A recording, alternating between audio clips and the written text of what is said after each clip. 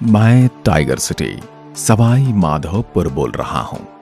मैं प्रसिद्ध हूँ मेरे यहाँ के ऐतिहासिक मंदिर, विंध्य और अरावली से घिरे 4 दर्रे 84 घाटी के बीच बने भव्य रणथंभौर किले के लिए और प्राकृतिक छटाप जैसे इतिहास प्रेमियों को खूब मोहित करने वाली है। मेरे यहाँ के मंदिरों की भी कोई न कोई कहानी अवश्य है। मेरा जिला महान मेरे चौहान शासक राणा हमीरदेव और रणथंभौर राष्ट्रीय उद्यान के लिए माना जाता है, जो कि मेरे विश्व प्रसिद्ध बागों के लिए जाना जाता है। दर्शकों, मैं आज आपको मेरे शहर के दर्शनीय और पर्यटक स्थलों के बारे में बताने और घुमाने वाला हूं और अपनी पूरी आत्मकथा आपको सुनाने वाला हूं। सबसे पहले मैं बात करने वाला हूं मेरी स्थापना, नामकरण और क्षेत्रफल तथा विस्तार की। मेरी स्थापना 9 जनवरी 1763 को जयपुर के महाराज सवाई माधो सिंह प्रथम ने की थी तथा उन्हीं के नाम पर मेरा नाम सवाई माधोपुर रखा गया। उसके बाद से प्रतिवर्ष मेरे निवासी 9 जनवरी को मेरा जन्म यानी स्थापना दिवस मनाते हैं। राजस्थान का प्रथम जौहर भूमि होने का गौरव भी मेरे रणथंभौर किले को जाता है। मैं अगर मेरे क्षेत्रफल की बात करूं तो मैं कुल 10,527 वर्ग किलोमीटर में फैला हुआ हूं और जो कि मुझे एरिया के हिसाब से राजस्थान का 12वां बड़ा जिला बनाती है। और मेरी जनसंख्या की यदि बात करूं तो 2011 की जनगणना के अनुसार मेरे जिले की कुल जनसंख्या 13,35,551 है, जिसमें हिंदुओं की संख्या 74.71% है। वहीं मुस्लिम धर्म के लोगों की संख्या मुझ में 20% है, जैन धर्म मुझ में 4.38% और बाकी अन्य धर्म जैसे सिख, ईसाई आदि मुझ में निवास करते हैं। मेरे पड़ोसी जिलों की बात करूं तो मैं कोटा, करौली, दौसा और टोंक के साथ सीमा साझा करता हूं तथा मेरी सीमा पड़ोसी राज्य मध्य प्रदेश से भी लगती है। अगर आप RJ 25 की रजिस्टर्ड गाड़ी पूरे देश में कहीं भी देखें तो जरूर समझ जाइएगा कि ये मेरे सवाई माधोपुर की है। मैं अगर मेरे यहाँ के स्थानीय फेमस भोजन की बात करूं तो वो इस प्रकार है। मोतीचूर के लड्डू, मेरे गंगापुर की रबड़ी, खरबूजे के लड्डू और फेमस अमरूद। राजस्थान का प्रथम साका भी मेरे ही किले में हुआ था। इसके संबंध में कहा जाता है कि जब मेरे रणथंभौर दुर्ग पर क्रूर शासक अलाउद्दीन खिलजी ने आक्रमण किया तब मेरे शासक शिव भक्त हमीरदेव ने अपनी सेना के साथ केसरिया धारण करके साका किया। मुसलमानों की सेना बड़ी थी, फिर भी राजपूतों ने अपना पराक्रम दिखाया और मुगलों को दुर्ग से खदेड़ दिया और उनके मुस्लिम झंडे भी छीन लिए। जब विजय पताका फहराते हुए राजपूत योद्धा मुस्लिम झंडों को लेकर दुर्ग में प्रवेश कर ही रहे थे कि राजपूत स्त्रियों ने समझा कि राजपूत हार गए हैं। ये सोचकर उन्होंने जल कुंड में कूदकर जौहर कर लिया और मेरे शासक हमीर चौहान को अपनी भूल का एहसास हुआ और मेरे महाराज हमीर ने प्रायश्चित करने हेतु किले में स्थित शिव मंदिर पर अपना मस्तक काटकर शंकर भगवान को शिवलिंग पर चढ़ा दिया। अलाउद्दीन को जब इस घटना का पता चला तो उसने वापस लौटकर दुर्ग पर कब्जा कर लिया। मेरे महाराज हमीर अपने वचन से पीछे नहीं हटे और शरणार्थी को नहीं लौटाया, चाहे इसके लिए उन्हें अपने पूरे परिवार की बलि ही क्यों न देनी पड़ी। इसलिए कहा गया है, सिंह सवन सत पुरुष वचन, कदली फल एक बार, तिरिया तेल हमीर हट, चढ़े न दूसरी बार। अब मैं सवाई माधोपुर आपको मेरे यहाँ के प्रमुख मंदिरों और पर्यटन स्थलों के दर्शन कराने ले चलता हूँ। सबसे पहले चलते मेरे रणथंभौर किले में स्थित श्री गणेश जी के मंदिर। गणेश जी के इस मंदिर में एकमात्र धड़ रहित केवल सिर वाली प्रतिमा स्थापित है और इस मंदिर में गणेश चतुर्थी के अवसर पर विशाल मेले का आयोजन होता है। गणेश मंदिर सवाई माधोपुर का प्रमुख आकर्षण है। देश के हर हिस्से से हजारों लोग सुख समृद्धि के इस देवता का आशीर्वाद प्राप्त करने आते हैं। आपको बता दूं, 5वीं सदी में बना है भारत के सबसे प्राचीन गणेश मंदिरों में से एक है।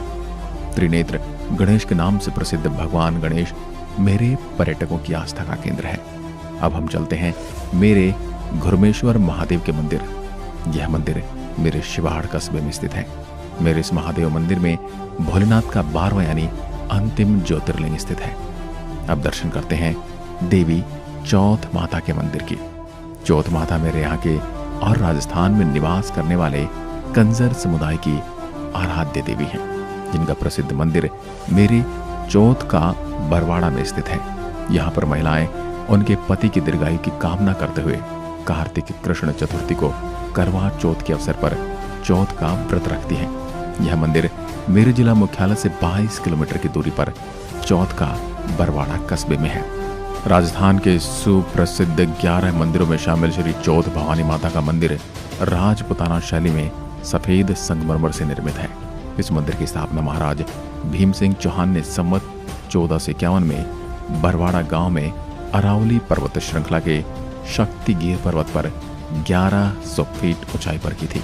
यह मंदिर राजस्थान के सर्वाधिक लोकप्रिय व सुप्रसिद्ध 11 मंदिरों में से एक है। नवरात्रि के समय वह वर्ष भर की 4 बड़ी चतुर्थियों का करवा चौथ, बैसाखी चौथ, भाद्रपद चतुर्थी एवं माघ चतुर्थी पर माता जी के विशाल मेले भरते हैं, जिनमें लाखों की तादाद में देश भर से दर्शनार्थी माता जी के दर्शन हेतु पधारते हैं। अब आता है चमत्कार मंदिर।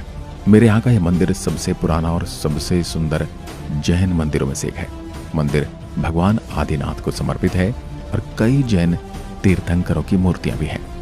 एक प्रचलित मान्यता है कि इस मंदिर में पूजा करने पर सभी मनोकामनाएं पूरी होती हैं।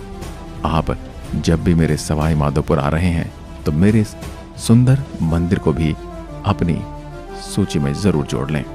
चलिए अब चलते हैं मेरे धुंधलेश्वर जी के मंदिर। मेरे गंगापुर सिटी के पास धुंधलेश्वर जी का प्राचीन मंदिर स्थित है।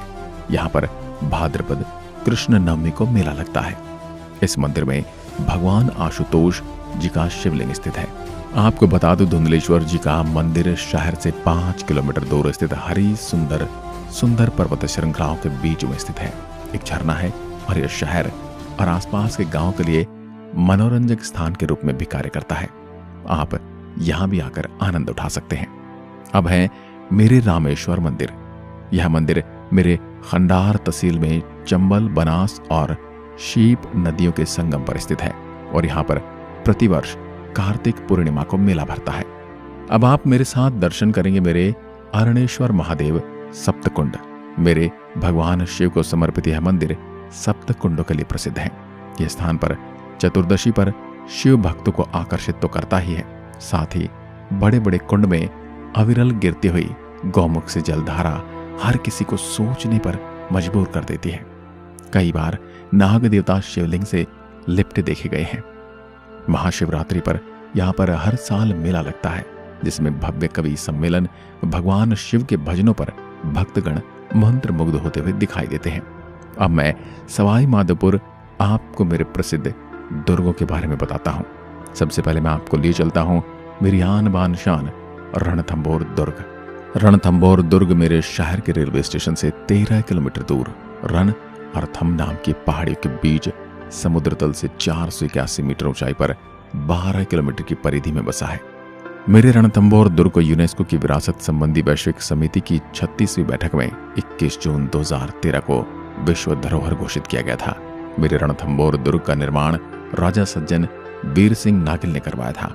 मेरे इस दुर्ग में विशाल प्राचीर से सुदृढ़ 7 दरवाजे हैं, जिस प्रकार हैं नवलखा पोल, हाथिया पोल, गणेश पोल, अंधेरी पोल और दिल्ली पोल हैं।